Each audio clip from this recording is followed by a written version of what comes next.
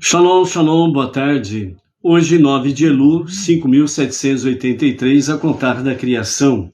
26 de agosto de 2023, da Era Comum. À tarde com a Torá, trazendo a Parashá da semana e as suas leituras diárias. Hoje nós estamos no sagrado dia do Shabat. Então nós estamos no 7º dia da semana. É a conclusão da nossa Parashá da semana, Ki Tetzeh, que significa quando saíres, né? E é um desafio para nós no nosso dia a dia, quando saíres, né? E isso significa quando você sair de você mesmo. Quando nós saímos do nosso eu, do nosso ego, do nosso egocentrismo, significa que nós estamos realmente dentro da mitzvah de Hashem, segundo a vontade do Eterno, o único Deus Todo-Poderoso. Então, nesta busca, neste encontro que nós temos com Deus, nós somos aí desafiados a cada dia mais podermos realmente contemplarmos o quanto nós o amamos. Porque quando saíres, Ki Tetzeh, é exatamente saíres para as guerras. E as guerras estão dentro desse aspecto, onde nós lutamos contra o nosso maior inimigo, o nosso ego, o nosso eu, o nosso egocentrismo. E então, quando nós saímos em nome de Hashem, nesta batalha, significa que Ele está à nossa frente e é Ele que nos dá realmente o nosso inimigo em nossas mãos. Ou seja, se nós cumprimos simplesmente com a vontade de Hashem, determinados a realmente a vencer essa batalha, então Ele se antecipa, vai à nossa frente e vai nos garantindo realmente um caminho seguro para a nossa batalha, para a conquista, para o sucesso e para a vitória. Então, na realidade, não está em nós a verdadeira força. A nossa verdadeira força vem de Hashem. É Ele a nossa verdadeira força. Então, por isso, não importa se os dias são maus, péssimos, ruins, ou estão extremamente ruins, o que importa é se nós mantemos a nossa emuná e o nosso bitachon, ou seja, a nossa fé e a nossa confiança em Hashem. Porque somente Ele é que, estando à frente, nos garante o sucesso, a vitória e as conquistas. E nós estamos aqui exatamente para fazermos isto, porque assim é que nós poderemos transformar este mundo para ser a moradia de Deus. E Ele confiou a cada um de nós realmente esse propósito. Por isso os nossos sábios, inclusive o nosso Rebbe Menachem Mendel, ele nos fala que Deus nos chama para sermos sócios com Ele nesse projeto, transformar o mundo para ser a moradia. E nesse sentido, nós podemos realmente responder com um sim, com verdadeira intenção dos nossos corações. Ou seja, a verdadeira intenção nossa precisa sempre ser a vontade de Hashem, né? E nesse sentido, né, baseado na nossa Parashá de hoje, né, o capítulo que nós estamos na nossa 7ª Aliyá, então na nossa 7ª Aliyá está no capítulo 24, a partir do verso 8, e vamos até o capítulo 25, verso 16, de Devarim, Deuteronômio, né? E nós temos aqui, né, na nossa Aliyá de hoje, no capítulo 24, versos 17 até o verso 22, né, exatamente sobre essa questão em que nós precisamos realmente estarmos atentos ao princípio fundamental da Torá, que está em Levítico, capítulo 19, verso 18, que diz: amarás o teu próximo como você ama a si mesmo. Então, nesses versículos aqui, nós temos realmente a questão que o povo judeu precisa estar atento em amar realmente o convertido, a viúva e o órfão, né? O convertido não tomarás, né? Não perverterás o julgamento de um convertido ou de um órfão, não tomarás as vestes de uma viúva como garantia por um empréstimo pré-existente, né? Lembre-se né, que você foi escravo no Egito, né? E, portanto, mesmo para observar as leis de Hashem, e é para essa finalidade que Deus vos resgatou do Egito, para ir à terra prometida, para observar as suas leis, os seus mandamentos, mesmo que isso lhe faça perder dinheiro. Portanto, eu ordeno a você fazer isto, né? Então, por isso, fala aqui de forma resumida, mas geral, sobre a questão não tomarás as vestes de uma viúva, né? Que representa exatamente uma pessoa necessitada. Então, de uma pessoa necessitada, você não vai, em absoluto, requerer alguma coisa de sinal seguro por empréstimo de dinheiro. Você vai emprestar o dinheiro, mesmo que você nunca o receba, e não vai cobrar. O objetivo de Hashem. Lembra que você foi escravo no Egito, e vos tirei do Egito para observar as minhas leis, diz o Eterno. E Moshe está fazendo essa nova geração realmente a estar consciente dessa realidade, mesmo que seja para você perder dinheiro. Mas o objetivo é observar os mandamentos de Hashem. Então, por isso, nós precisamos estar atentos, de fato, a observar os mandamentos de Hashem. E é nesse sentido que nós precisamos estar conectados, né, para com a questão. Então, por isso que nos fala nesses versos aqui, né, quando você colher a sua safra, né, em seu campo, e esquecer para trás um único feixe, você não voltará para pegá-lo, para ficar exatamente para o pobre, o necessitado, o destituído, a viúva, o órfão, o convertido, etc. E será deixado exatamente para estes. Quando você bater sua oliveira, né, para sacudir as suas azeitonas, não remova todo o seu melhor produto. Essas devem ficar para trás exatamente para o convertido, o órfão, a viúva, o pobre, o necessitado, o destituído. Quando você colher as uvas de seu vinhedo, né, não pegue as uvas novas, elas ficarão para o convertido, o órfão e a viúva, né? Lembre-se que você foi escravo na terra do Egito, assim eu ordeno a você que faça isto, observando as minhas leis, diz o Eterno. Então nós temos nesses versos aqui a base fundamental de toda a Torá, que é Levítico 19, verso 18. Amarás o teu próximo como você ama a si mesmo. Se nós não fizermos kitetsê, quando saíres desta batalha, ou seja, sair de você mesmo, sair do seu ego, egocentrismo, para realmente fazer uma luta santa, né? Ou seja, vencer o mal, vencer a alma animal, vencer o Etzer Hará, a inclinação para o mal. Se você não vencer isso, se você não sair da batalha para lutar contra estas questões, né, Deus não estará à tua frente. E nós só podemos vencer isso com o auxílio de Hashem. Sem Hashem nós não conseguimos vencer essas batalhas.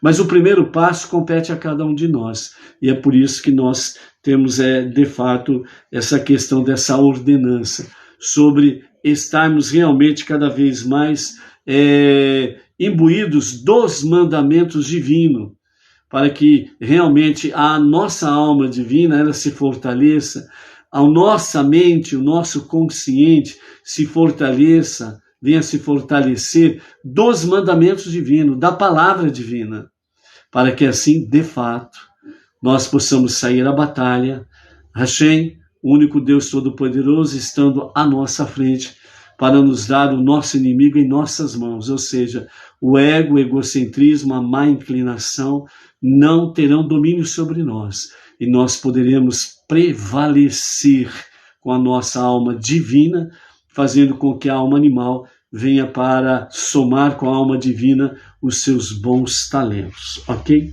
Então, isso é muito importante, estarmos conectados com essa questão. Na nossa leitura final, né, da nossa aliá de hoje, nós temos aí, né, no capítulo 25, o verso 17 a 19, onde nos fala sobre lembrando de Amaleque, né? Então, nós temos aí algo a estarmos refletindo sobre isso, ok? Então, antes de nós fazermos isso, né, vamos mandar aí o nosso Shabbat Shalom e o nosso Shavuot Tov, né, para a família Unger, ou Unger, 827. O Luiz Nascimento, 6543. A Neide Vilas Boas da Silveira, de Mauá, Grande São Paulo. A Aninha Santos, a Vanessa Elisiário, o João Carlos Silva, da cidade de Rio Grande do Sul, a Manavier Félix dos Santos, né? As pessoas não mencionaram suas cidades, é porque não tenho estas cidades aqui comigo, ok? Estamos aí com a Maria do Socorro Salles, lá de Brasília, né? Capital Federal.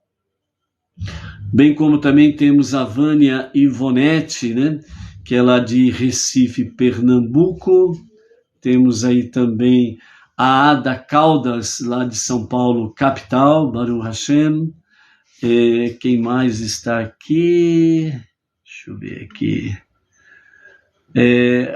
Radames Nunes, né? Se puder colocar o nome da cidade aí, dá um alô aí para nós sabermos de onde você está nos conectando, ok? Baruch Hashem. E à medida que vai aparecendo aí o pessoal, nós vamos, que vai dando um oi, etc e tal, nós vamos falando aí, né? O Roberto Andrade, né, de Paraguaçu Paulista, né, interior de São Paulo, também está por aí, ok? A nossa paraxá, na parte final, Mafitira, a leitura final, ela nos fala sobre a questão de Amaleque, né? Lembre-se do que Amaleque fez a você no caminho, quando vocês saíram do Egito. Como eles surpreenderam vocês no caminho, aniquilaram todas as pessoas mais fracas que estavam mais atrás de vocês. Quando você estava sedento e fatigado pela viagem, e eles não temeram a retribuição de Deus por terem afligido vocês, né? Consequentemente, quando Deus, seu Deus, livrar você de todos os inimigos à sua volta, na terra que Deus, seu Deus, está dando a você como uma herança a ser mantida como uma posse, você destruirá cada homem, mulher, criança e animal pertencentes a Amaleque, para que você apague qualquer lembrança de Amaleque de sob os céus. Não esqueça o que eles fizeram a você, ok? Então nós temos aí, lembre-se, né? Isso está dentro daquela questão Zahor, né? Que é lembrar, e também lembre-se de Amaleque, né? Do que Amaleque fez. Os nossos mestres, Rashi principalmente, ele nos fala que isso está conectado, né? Lembrar, falar, né? Não pode deixar de falar. Por isso que você pode observar que nas festividades a Hashem que nós fazemos, né? Nós normalmente nós temos aí o Sidur Bnei Noach, compilado pelo nosso Rav Yaakov Gerenstad para as festividades, né? O Marzur, mais especificamente sobre Rosh Hashanah e Yom Kippur. Nós temos aí, entre outras festividades, sempre a questão de lembrar alguns aspectos, tanto do Egito como de Amaleque. Então é falado. Então aquilo que é falado, ele não é esquecido. Então lembrar não é só uma questão de memória, mas é uma questão também de falar sobre aquilo que Amaleque fez contra vós, ok? Adames Nunes é de Boa Vista, Roraima, né? É lá no extremo norte, Baruch Hashem. A Luciana Rodrigues Marília, a nossa região aqui, também está presente aí, ok? Então vejam bem, amados, que lembrar também é falar, não é só uma questão de lembrança, né? O nosso intelecto não pode esquecer, precisa sempre lembrar e também falar para não se esquecer. Então essa é a questão que nos fala aqui, lembrando de Amaleque. Os nossos mestres também falam com referência ao ataque inesperado, né, e furtivo que Amaleque ele fez contra o povo judeu logo após a saída do mar, né, a passagem do mar, né, que Amaleque fez de forma bem calculada, fria, com o objetivo único de abalar a fé, a confiança do povo judeu em Deus. Amaleque, ele tinha todas as notícias pertinentes do que aconteceu no Egito sobre o povo judeu e a mão forte com a qual Deus os tirou da terra do Egito, da escravidão. Amaleque sabia muito bem o que tinha acabado de acontecer com a passagem do Mar de Juncos, mais conhecido como Mar Vermelho, mas originalmente, literalmente, é Mar de Juncos, ok? Então Amaleque sabia de tudo isso. Ele sabia que nada podia vencer o povo judeu enquanto mantivesse a sua fé e confiança em Deus. Então Amaleque, ele tinha realmente a certeza que ele não teria condições de prevalecer contra o povo judeu. Mas ele não estava preocupado com isto. Amaleque, o objetivo dele era abalar a fé e a confiança do povo judeu em Deus. Ele sabia que ia perder a batalha, ele sabia muito bem que ele não teria como vencer o povo judeu, e ele sabia muito bem das punições que viriam posterior, porque ele sabia de todas as notícias do Egito, que o Paró, o que aconteceu com o Egito e com todo o povo do Egito. Ele sabia muito bem como o Paró e o seu exército sucumbiram ali nas águas do Mar de Juncos. Ele tinha 100% de certeza que ele não prevaleceria contra o povo judeu e contra o seu Deus. Mas mesmo assim, de forma calculada, fria, ele impetrou o ataque contra o povo judeu. E ele veio de forma tão furtiva, né, e calculada de forma fria, que ele atacou o povo exatamente pelas costas, onde aquelas pessoas que estavam ali mais fracas e cansadas, né, elas diminuíram os seus passos e ficaram mais para trás, e nesse sentido ficou à mercê de Amaleque, e foi onde que ele atacou a partir da retaguarda do povo judeu. E depois houve a reação, né, e realmente Amaleque e os seus foram vencidos, né? Mas qual o objetivo? Era para abalar a fé e a confiança em Deus. Por quê? Porque todas as nações existentes, nenhuma delas tinha coragem de lutar contra o povo judeu. E quando Amaleque impetra este ataque, essa traição, porque veio pelas costas, então a grande mensagem de Amaleque foi: nós podemos lutar contra o povo judeu. Mesmo que não prevaleçamos, mas nós podemos lutar. Então, Amaleque, ele veio trazer estímulo aos inimigos gratuitos do povo judeu, através das suas gerações posteriores até os dias atuais. Sim, podemos atacar o povo judeu. Podemos até não prevalecer, mas podemos atacar. Podemos causar algum tipo de danos, não somente danos materiais, mas nós podemos ceifar alguma vida ou algumas vidas do povo judeu. Então, para os inimigos de Israel, uma única vida que eles tiram, para eles, entre aspas, é uma grande vitória. Mesmo que a retaliação, como foi o caso que aconteceu naquele momento, nos dias de Moshe, né, quando o exército de Israel reagiu e realmente eles foram, muitos foram mortos de Amaleque e eles saíram totalmente derrotados, mas algumas vidas que eles conseguiram tirar, entre aspas, eles consideraram como uma vitória. Então você veja bem, através dos milênios, o objetivo de Amaleque é o mesmo, porque Amaleque não foi dizimado, Amaleque não foi eliminado, como deveria ser, seguindo a ordem divina, quando tomou posse da terra prometida.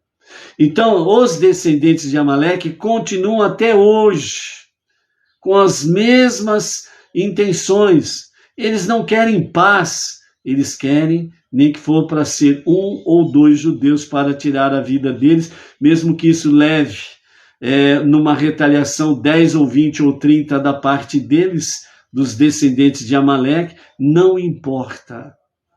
Para eles que não querem a paz em absoluto, eles querem apenas eliminar um judeu ou 2 judeus ou algo semelhante. Essa é a realidade. Por isso, vários primeiros ministros de Israel fizeram, desde 14 de maio de 1948, fizeram várias concessões realmente para fazer alianças de paz. Mas todas elas foram frustradas. Por quê? Porque realmente os inimigos de Israel não querem paz. Eles querem exatamente matar o povo judeu. Então não adianta, pode fazer a concessão que for. Sempre vão querer realmente a eliminação do povo judeu. Então não adianta fazer concessões, dar terra, etc e tal, patati patatá, não vai virar nada.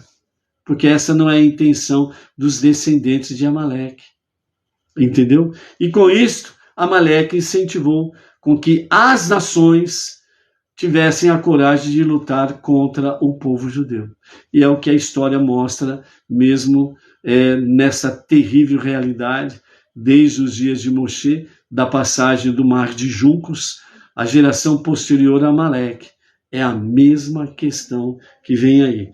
Então, veja bem, agora, quem é Amaleque? Muitas vezes as pessoas não entendem quem é Amaleque.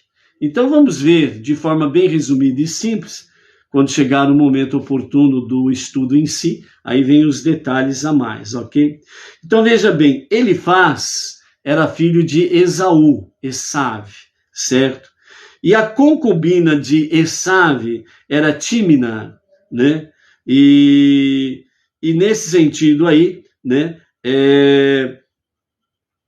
Teve filhos, né? Tiveram filhos, né? Elifaz,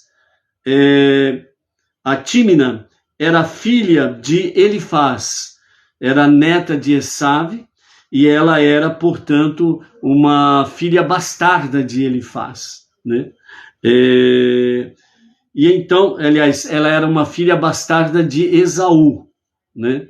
E aí, então, essa Tímina, ela acabou se entregando como uma concubina para Elifaz, né? E aí, nesse sentido, né, acabou tendo um filho, né? E esse filho foi chamado de Amaleque, né? Que vem a descendência de Amaleque, né? Então, a descendência de Amaleque, ela é realmente algo muito estranho. Uma questão de um relacionamento íntimo entre os próprios familiares, né? De forma sinistra, por assim dizer, a descendência de Amaleque, né? Então, assim a descendência, né, de Amaleque, Amaleque ele cresceu, né, com o seu avô Esav, e ele cresceu com aquele ódio terrível contra a descendência de Iacove. E esse ódio gratuito que Amaleque teve fez com que realmente nas suas gerações posteriores o ódio gratuito para com o povo judeu se tornasse uma realidade. Então essa é a origem do ódio gratuito contra o povo judeu. Então, por isso, ao entrar à Terra Prometida, era para eliminar totalmente a memória de Amaleque. Mas isso não aconteceu e a descendência de Amaleque continua, através dos milênios, sem sombra de dúvidas, a perturbar o povo judeu.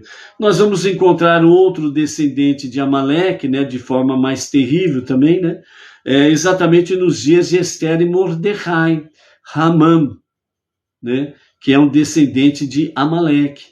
Então, ele vem com aquela questão de eliminar Amaleque e todo o povo judeu, naquele decreto, né, que ele conseguiu fazer com que o rei Assuero assinasse o decreto dele, né?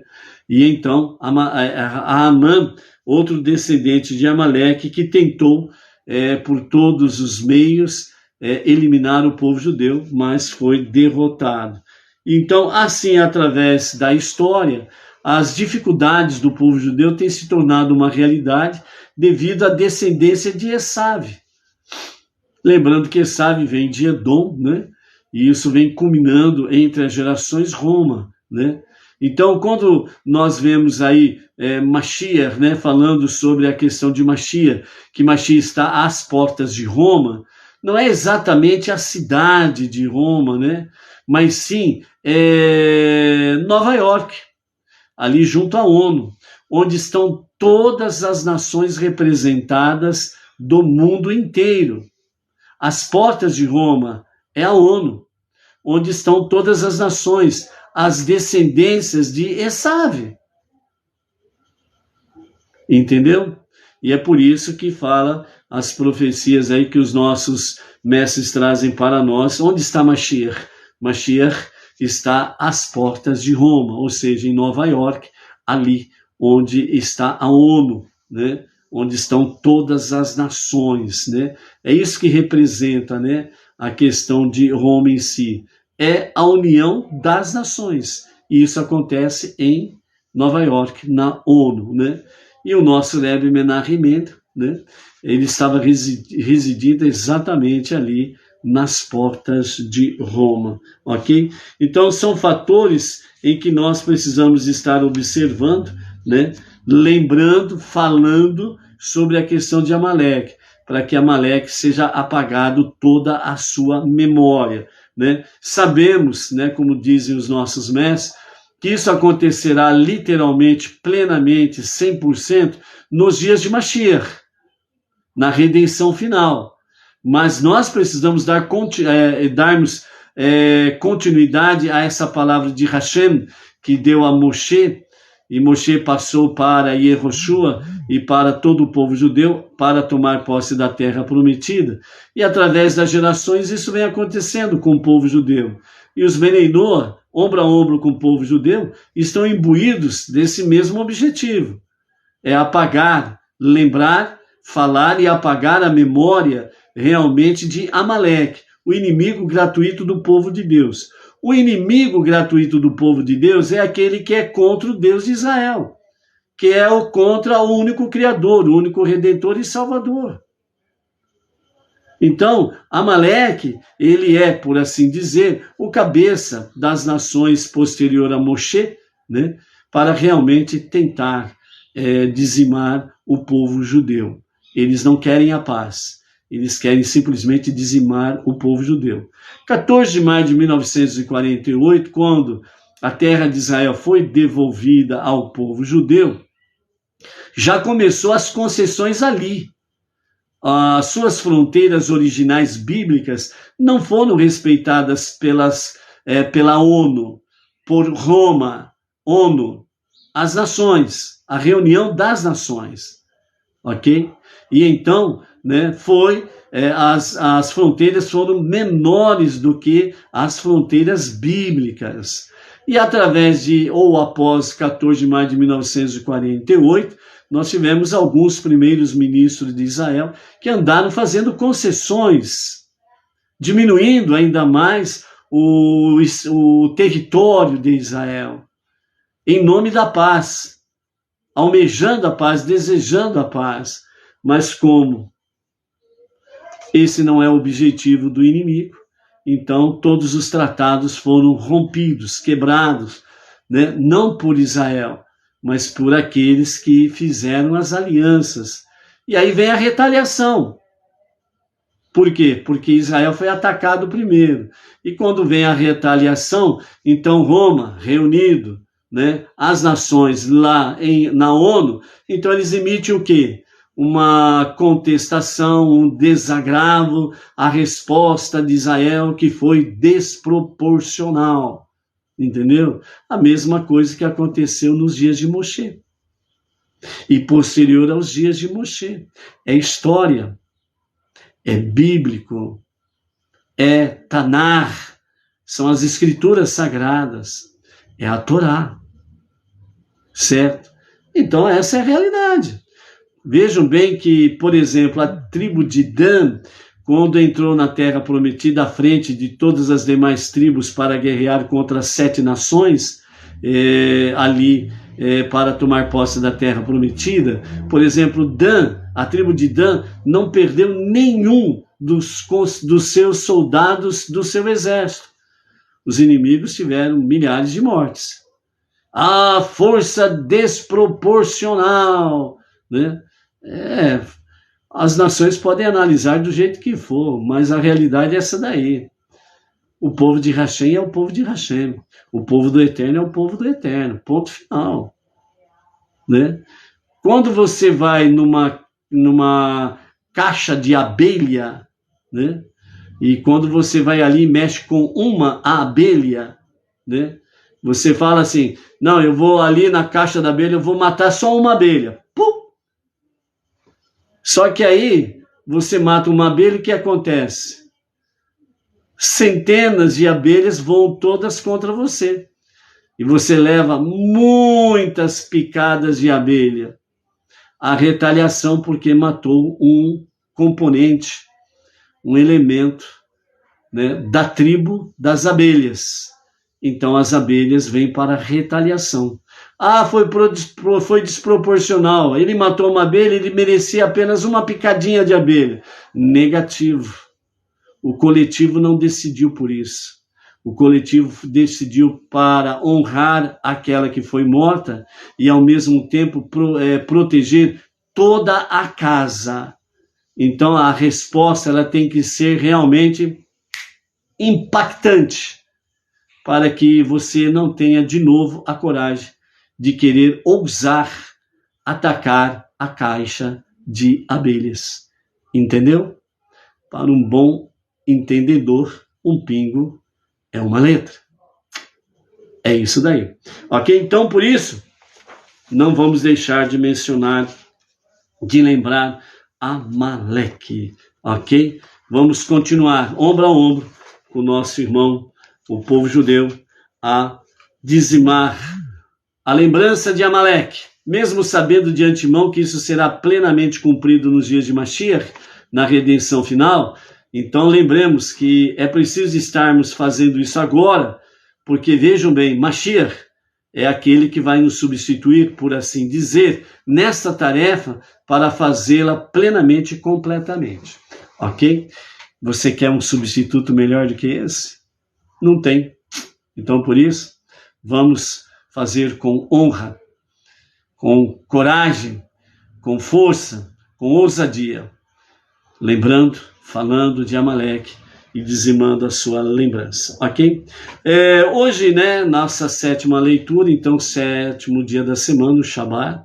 Então hoje nós temos a nossa 5ª porção das 7 porções, né, do profeta Ishayahu, Isaías, que está conectado contra a questão Nahamu, né, consolar o meu povo, diz Hashem, né? Então, hoje, no capítulo 54 de Isaías, verso 1 a 10, né, nós temos aí as expressões proféticas do profeta Isaías, e depois nós temos aí o capítulo 55, né, do verso 1 até o verso 5, né, também o complemento desta passagem aqui. Então, Isaías capítulo 54, né, verso 1 a 10, né, e depois nós temos aí também o capítulo 10, ele vai até o verso 17, e depois o capítulo 55, do verso 1 até o verso 4, né? Que nós temos, até o verso 5 que nós temos aí. Então veja bem, do verso 1, do capítulo 54 ao verso 10, nós temos aí Jerusalém na época da redenção. Então a profecia já fala como será Jerusalém na época da redenção, que são os versos de número 1 até o verso 3. Deus diz: ó Jerusalém, durante a época de seu exílio, você era como uma mulher estéril, que nunca deu à luz. lembrando que é uma leitura juntamente com comentários de Irache. Então, dentro do versículo tem um comentário de Irache para encaixar o entendimento da profecia, ok? Deus diz, ó Jerusalém, durante a época de exílio, você era como uma mulher estéril que nunca deu à luz, já que você era uma cidade inabitada. Mas agora, na época da redenção, você pode cantar, ó Jerusalém, abra sua boca e cante alto, pois você era uma mulher que nunca tivera as dores de parto. Agora os habitantes de Jerusalém, que antes jazia desolada, são mais numerosos que os habitantes das cidades construídas de Edom. Ó Jerusalém, amplie a área de sua tenda para abrigar todos os seus filhos. Estique as cortinas que delimitam as extremidades de suas moradas, de forma que elas se espalhem para longe e não as diminua. Aqui está falando sobre fronteiras. As fronteiras de Israel nos dias de Mashiach, elas se estenderão. Vai muito mais além do que imaginamos. Aumente as cordas de suas tendas, expandindo suas fronteiras, e fortaleça as estacas, de modo que suas fronteiras permanecerão alargadas para sempre. Pois você abrirá caminho, espalhando-se pelo território para a direita e para a esquerda. Seus descendentes herdarão nações, e eles se multiplicarão tanto que habitarão cidades desoladas, né? Então, Jerusalém pode cantar. Uma pequena amostra aconteceu a partir de 14 de maio de 1948, né? Onde o povo judeu, né, junto ao Kotel, o muro, e nas suas praças podem cantar, dançar, etc. e tal, né? E isso será muito mais perfeito e muito mais pleno nos dias da redenção final com o Mashiach. O verso 4 até o verso 8, nós temos aí a promessa de nunca trazer outro exílio. Então aqui, o Eterno, através do profeta, ele diz, não tema outro exílio depois da redenção. Ou seja, quando acontecer a redenção, o início da redenção, né, a Geulah, a redenção, terminando com o exílio, né, então não haverá outro exílio depois da redenção. Então, quando começar os dias de Mashiach, na redenção final, o povo judeu já entra na redenção final com 100% de absoluta certeza que não haverá outro exílio, ok? Então, outro exílio não haverá depois da redenção. Não se envergonhe ou se acanhe em demonstrar orgulhosamente a sua grandeza por medo de ser exilada novamente, porque você não será desonrada com outro exílio. Você esquecerá a vergonha do exílio e de sua juventude, e você não mais se lembrará da desgraça de sua viuvez, quando você era um povo sem um rei. Vejam bem, né, que realmente o povo de Israel está sem rei há muito tempo. Não tem nenhum rei faz muito tempo. Ok? Então, não se lembrará da desgraça da sua viuvez, quando você era um povo sem um rei. Porque nos dias da redenção final, o início da redenção final, todo o povo de Israel, unanimemente, aclamará o rei Mashiach. E o rei Mashiach, ele estará reinando sobre todo o povo judeu, sobre todo Israel e Jerusalém. E depois se cumprirá a profecia. A partir de Jerusalém, Mashiach, ele reinará sobre todas as nações, sobre todo o planeta. Por isso que quando um rei ele se estabelece, ele estabelece a sua bandeira de identificação. E à medida em que ele vai conquistando, ele levanta a sua bandeira. E as bandeiras daquelas nações conquistadas, elas são lançadas por terra. E ergue-se a bandeira do novo rei. Sempre foi assim. A história da humanidade é assim. E todos compreendem isto. Então, por isso, quando o rei Mashiach ele começar a reinar, a sua bandeira se levantará em Israel. E à medida que for se expandida entre as nações, a bandeira de Mashiach se levantará entre as nações. Por quê?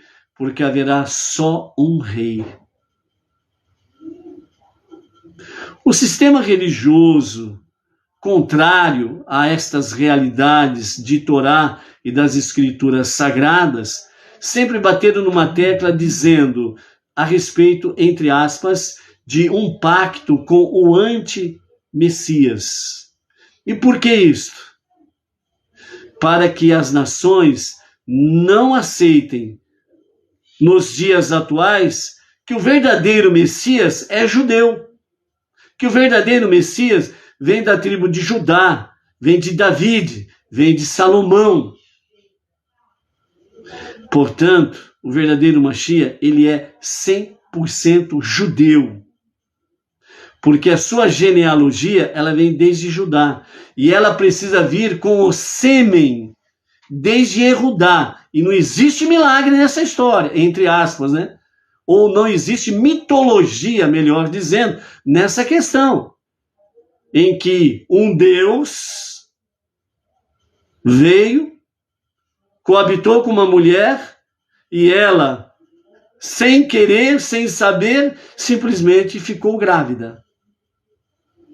E deu à luz a um menino Deus. Só nas mitologias que isto, entre aspas, é aceito. Mas, na verdade, não. Porque nunca houve um nascimento nesse sentido.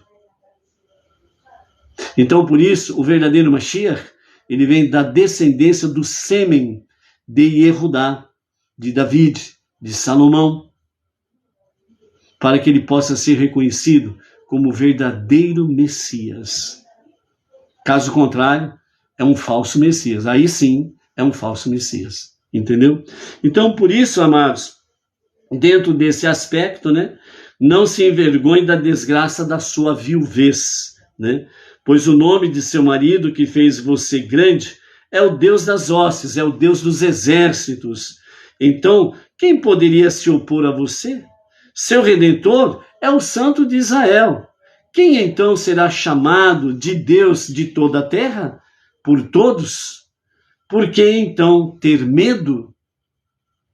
Ou seja, está dizendo que o povo judeu e nós, Bnei Noach, com monoteísmo, com fundamento judaico e orientação rabínica, nós precisamos crer da mesma forma. Os Deus dos exércitos é aquele que é o Redentor, o Santo de Israel, que será chamado Deus sobre toda a terra. Então, a pergunta vem na sequência pelo profeta, né? Por que então ter medo? Com os comentários de Rashi. Significa que você não precisa ter medo, porque o único verdadeiro Deus é que está à tua frente, para garantir que realmente, especificamente para o povo judeu, o exílio chegue ao seu ponto final e que realmente, né, a redenção final, ela se inicie com o reinado do verdadeiro Mashiach. E todo aquele que está no monoteísmo com fundamento judaico e orientação rabínica estão seguindo os passos do povo judeu para a mesma finalidade. Então, não temos motivos para ter medo, porque o nosso Deus, o Deus de toda a terra, o único Deus todo-poderoso, é o que está à nossa frente. Ok? Então, por isso, né, não abandone realmente a sua fé e a sua confiança em Hashem, porque Deus não abandonou o seu propósito desde o princípio da criação, de fazer dessa terra a sua moradia, ok? Os versos 9 e 10 nos falam da seguinte questão: esta raiva foi para mim como as águas de Noé, as águas de Noé, o dilúvio. Assim como eu jurei nunca mais permitir que as águas de Noé passe novamente sobre a terra, assim também eu jurei não me enfurecer com você ou repreendê-la, pois as montanhas podem se mover e as colinas caírem em um terremoto, mas minha benevolência não deixará você, nem meu pacto de paz ruirá, diz Deus, que é misericordioso com você. Falando especificamente para o povo judeu, né? Para essa questão da redenção final. Então, amados, né, nesse resumo nós temos aqui, né, realmente as misericórdias de Hashem não se apagarão em favor do povo judeu. Então, significa assim, numa linguagem simples, se o povo judeu está destinado à vitória completa, então para que eu vou me aliar a um outro exército que já tem a sua derrota garantida? Se somente o povo judeu tem a sua vitória garantida, então por isso o monoteísmo com fundamento judaico e orientação rabínica me leva a somar com o povo judeu, com Israel, com Jerusalém e com o verdadeiro e justo Mashiach, que se revelará a qualquer momento mesmo para a redenção final. E então as profecias se cumprirão literalmente diante dos nossos olhos, né? Então, por isso que realmente Mashiach venha e que se manifeste a qualquer momento, e a qualquer momento mesmo. Amém. Amém. Por isso que a nossa verdadeira intenção das nossas vidas seja cumprir os mandamentos divinos, como diz o nosso Rebbe Menachem Mendel. Que nós possamos cumprir mandamentos mesmo de forma involuntária, né, sem perceber que você está cumprindo o mandamento. Sobre isto, né, o nosso Rebbe, ele dá um seguinte exemplo para que nós entendamos o que significa cumprirmos o mandamento sem a intenção, sem perceber que você está cumprindo o mandamento. Por exemplo, o que diz o nosso Rebbe Menachem Mendel. Você, na sua jornada, na sua caminhada de ida e vinda, de repente você perdeu um dinheiro. E uma pessoa pobre, necessitada, ela acabou achando aquele dinheiro. Como o dinheiro não tem nome, não tem dono, ok? Então aquela pessoa, ela pegou aquele dinheiro e foi comprar o seu pão, alguma comida, alguma mistura ou algo semelhante para poder alimentar-se ou alimentar a sua própria família, dependendo do valor em si, ok? Então você, sem perceber, você cumpriu uma missão de amar o teu próximo como você ama a si mesmo, nesse sentido.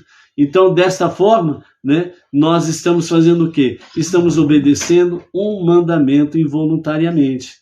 Então, por isso, que nós tenhamos sempre essa intenção de cumprirmos a vontade divina. E nesse sentido, que nós podemos, de fato, estarmos fazendo com que Hashem esteja cada vez mais sendo o Senhor absoluto das nossas vidas, ok? A Havidalá de hoje acontecerá exatamente às 18 horas e 28 minutos, né? Então é o momento da separação do 7º dia para os 6 dias comuns. Que você, sua família, todas as comunidades Benenor, né, tenham de fato, né, uma semana preciosa, uma semana maravilhosa com Hashem, para que em tudo aquilo que você fizer, você possa ser agraciado, abençoado, próspero em todos os sentidos. Shalom, Shavuot, que nós possamos juntos termos uma nova semana nos estudos da Torá. Shavuot, até amanhã.